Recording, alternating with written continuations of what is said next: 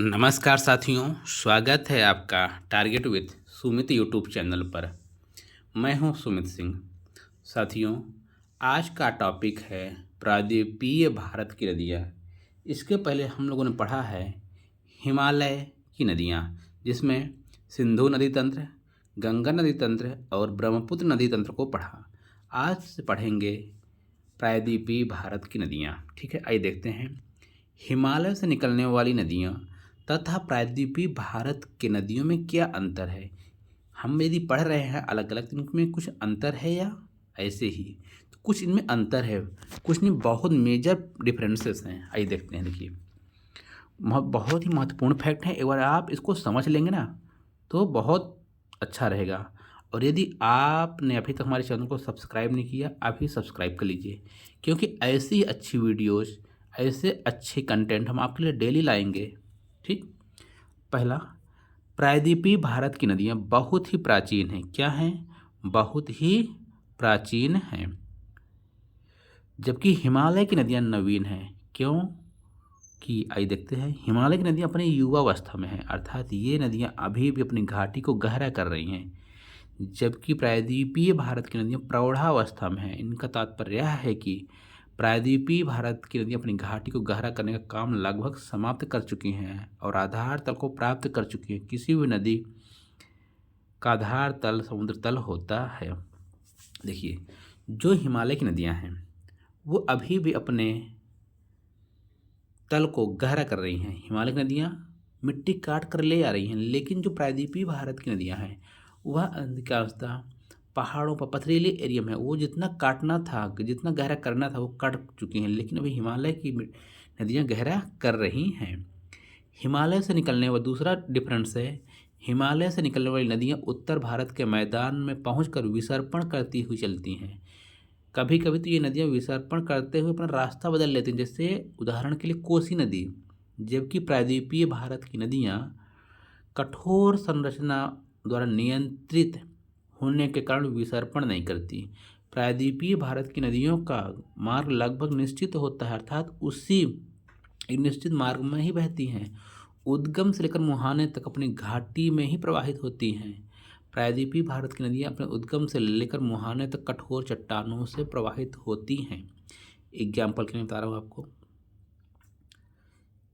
ये गंगा नदी है, यमुना नदी आ रही हैं। ठीक, ये नदियाँ दोनों क्या कर रही हैं? अपने तल को गहरा कर रही हैं। यमुना नदी में मिलने वाली चंबल नदी, केन नदी, बेतवा, ये सभी नदियाँ प्रायद्वीपीय भारत की हैं। ये कठोर पर्वतीय पठारी क्षेत्र से आती हैं। ठीक है, तो ये क्या करती हैं? ये विसर्पण नहीं करती, और यह तो विसर्पण भी करती हैं। ठीक।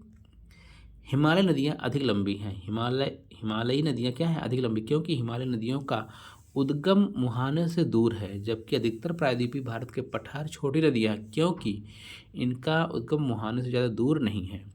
हिमालय से निकलने वाली नदी गंगा 2525 किलोमीटर लंबी, जबकि प्रायद्वीपीय भारत की सबसे लंबी नदी गोदावरी है, जिसकी लंबाई सिर्फ 1465 किलोमीटर है, लगभग 1000 किलोमीटर से कम लंबाई है। हिमालय से निकलने वाली नदियाँ, चौथा अंतर है, वर्षा वाहिनी है।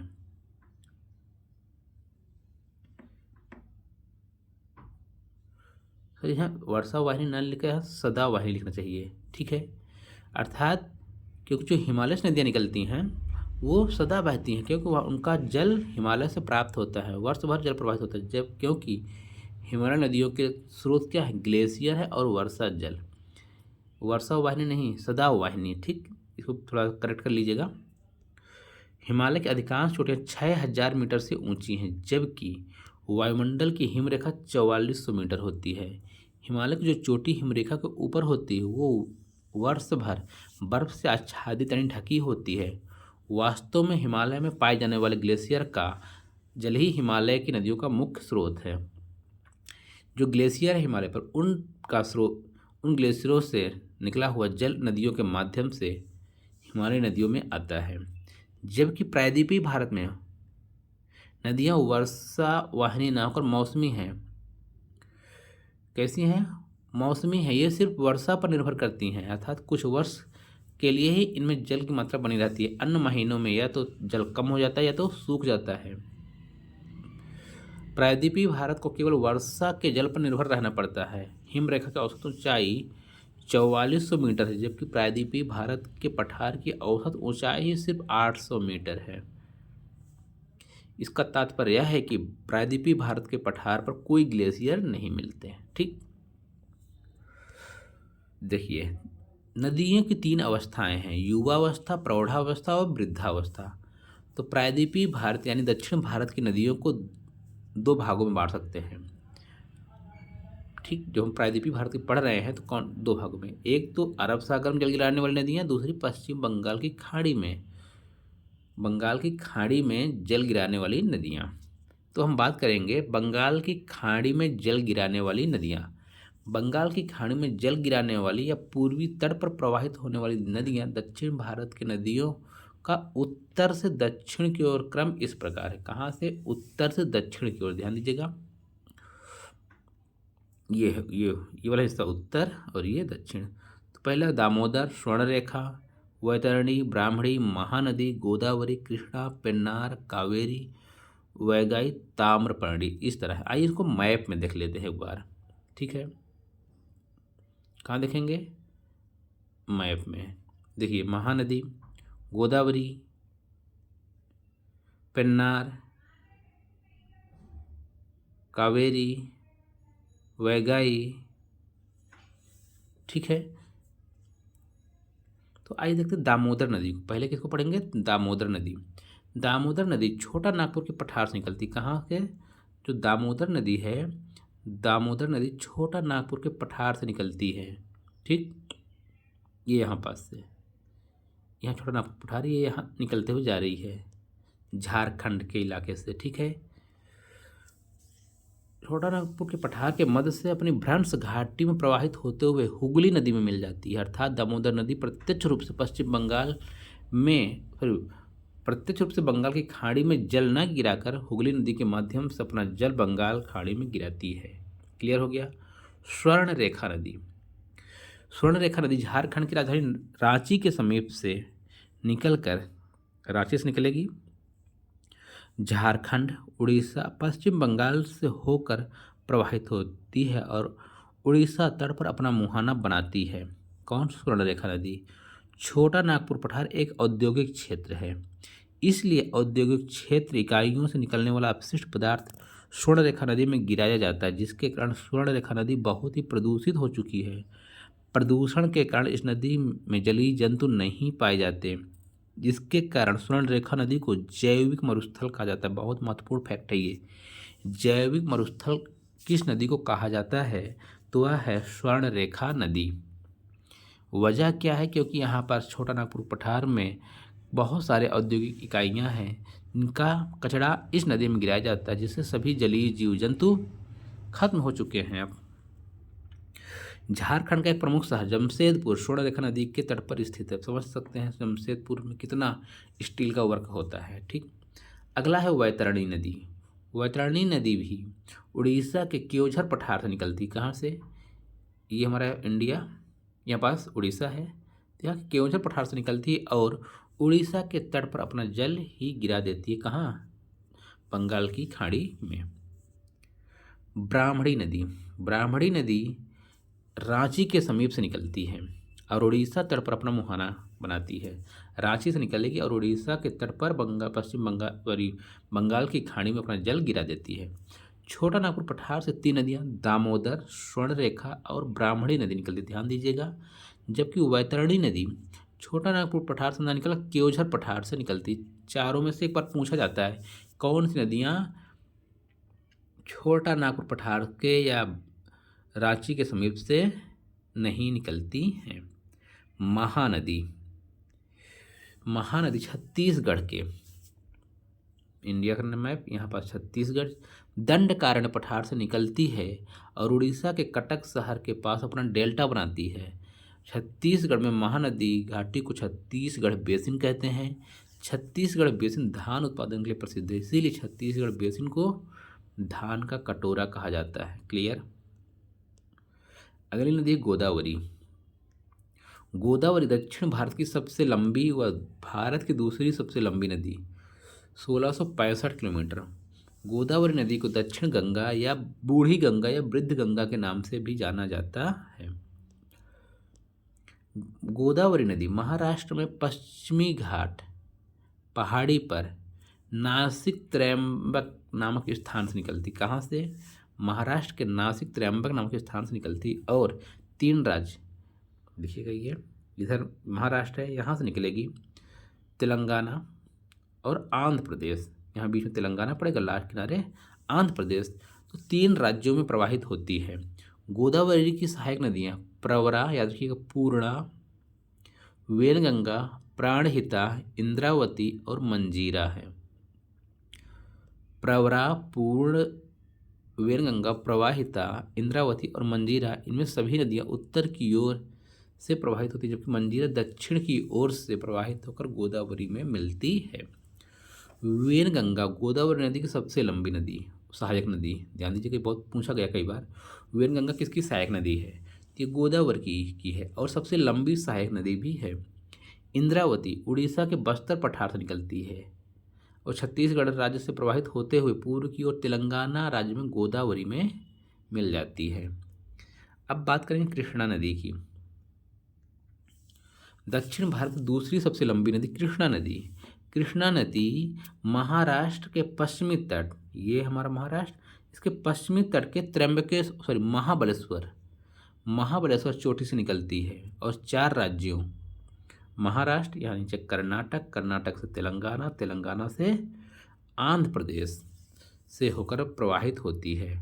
कृष्णा नदी विजयवाड़ा के निकट, आंध्र प्रदेश में क्या है, विजयवाड़ा है, वहाँ डेल्टा बनाती है। कृष्णा नदी तथा गोदावरी नदी का डेल्टा आपस में मिल गया है। ये यहाँ पर गोदावरी का और यहाँ कृष्णा का, ये दोनों का डेल्टा क्या हो गया, बीच में मिल गया है। आंध्र प्रदेश के तट पर कृष्णा नदी और गोदावरी नदी की डेल्टा के मध्य दोनों के बीच में कौन सी झील बन गई है? कोलेरू झील। ये देखिए, यहाँ पर गोदावरी आएगी, यहाँ पर कृष्णा आ रही है, बीच में बन गया कोलेरू झील। कृष्णा नदी की सहायक नदियाँ तुंगभद्रा, याद रखिए, तुंगभद्रा, घाटप्रभा, मालप्रभा, दूधगंगा, पंचगंगा, भीमा, कोयना और मूसी नदी। तुंगभद्रा नदी पश्चिमी घाट से 2 धाराओं तुंगा और भद्रा के रूप में निकलती है। तुंगभद्रा कृष्णा नदी की सबसे लंबी सहायक नदी है, जो दक्षिण से प्रवाहित होते हुए कृष्णा नदी में मिल जाती है। जो मूसी नदी है, मूसी नदी के तट पर ही हैदराबाद शहर स्थित है। अगला है पेन्नार नदी। पेन्नार नदी कृष्णा नदी और कावेरी नदी के मध्य में प्रवाहित होती है। देखिए, ये कृष्णा और ये कावेरी इसके मध्य में बहती है। पेन्नार नदी आंध्र प्रदेश में प्रवाहित होने वाली महत्वपूर्ण नदी है। पेन्नार नदी कर्नाटक में कोलार नामक स्थान से निकलती है और आंध्र प्रदेश में अपना मुहाना बनाती है। अब बात करेंगे कावेरी। कावेरी नदी कर्नाटक के पश्चिमी घाट पर्वत के पुष्पगिरी यानी ब्रह्मगिरी पहाड़ी से निकलती है तथा 2 राज्यों कर्नाटक और तमिलनाडु में प्रवाहित होती है। कावेरी को दक्षिण भारत की गंगा कहते हैं। कावेरी नदी घाटी धान उत्पादन के लिए प्रसिद्ध है, इसीलिए कावेरी नदी घाटी को दक्षिण भारत के धान का कटोरा कहते हैं।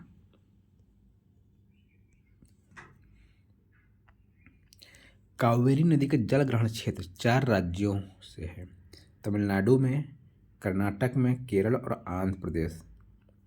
हमने आपको पहले ही बताया था पिछले वीडियो में कि जल ग्रहण क्षेत्र क्या होता है। जहाँ जहाँ से पानी कावेरी नदी में आएगा वही पूरा क्षेत्र क्या कहलाएगा? जल ग्रहण क्षेत्र।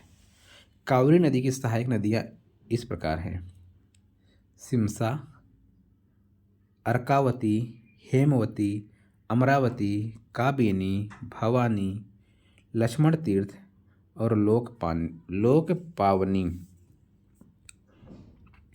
जहाँ दक्षिण भारत की अधिकांश नदियाँ मौसमी हैं, जहाँ दक्षिण भारत की अधिकांश नदियाँ क्या हैं? मौसमी अर्थात इन नदियों में केवल दक्षिण पश्चिम मानसून काल में ही जल की मात्रा बनी रहती है। वहीं कावेरी नदी एकमात्र ऐसी नदी है जहाँ जल की मात्रा वर्ष भर बनी रहती है। कावेरी नदी वर्षा वाहिनी, क्योंकि कावेरी नदी के जल के दो स्रोत हैं। पूछे कैसे, बताता हूँ। ए नंबर में ऊपरी जलग्रहण क्षेत्र दक्षिण पश्चिम मानसून से, कहाँ से, दक्षिण पश्चिम मानसून जो अरब से सागर से निकलता है। दूसरा निचली जलग्रहण क्षेत्र अर्थात कोरोमंडल तट पर उत्तर पूर्वी मानसून। तो जब यहाँ से मानसून इधर गया,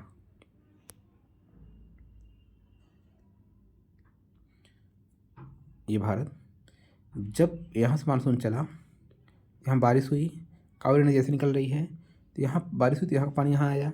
उसके बाद जब लौटता हुआ मानसून उत्तर पूर्व से ऐसे आता, कोरोमंडल तट पर बारिश करता है तो यहाँ बारिश किया, तो यहाँ से भी यहाँ मिला इसको जल।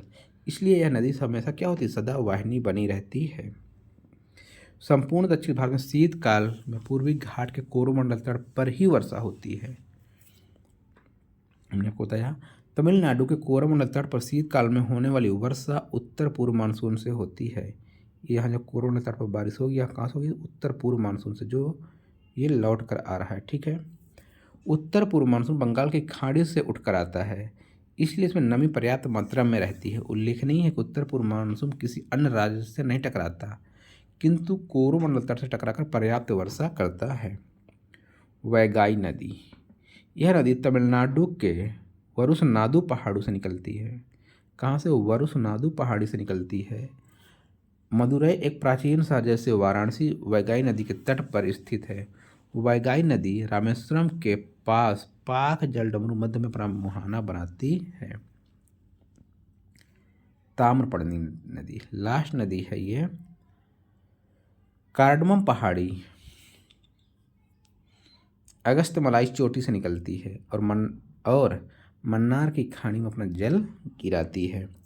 तो ये रहे प्रायद्वीपीय भारत की वो नदियाँ जो बंगाल की खाड़ी में अपना जल गिराती हैं, पूर्वी तट पर अपना जल गिराती हैं। अब कल अगली वीडियो में हम लोग पढ़ेंगे जो पश्चिमी तट पर अपना अरब सागर में जल गिराती हैं। ठीक है, यदि आपको वीडियो अच्छी लगी हो, आपको हमारे दिए गए कंटेंट्स अच्छे लग रहे हैं, तो वीडियो को ज़रूर एक बार लाइक कीजिएगा, अपने दोस्तों के साथ शेयर कीजिएगा। वीडियो देखने के लिए धन्यवाद। जय हिंद, जय भारत।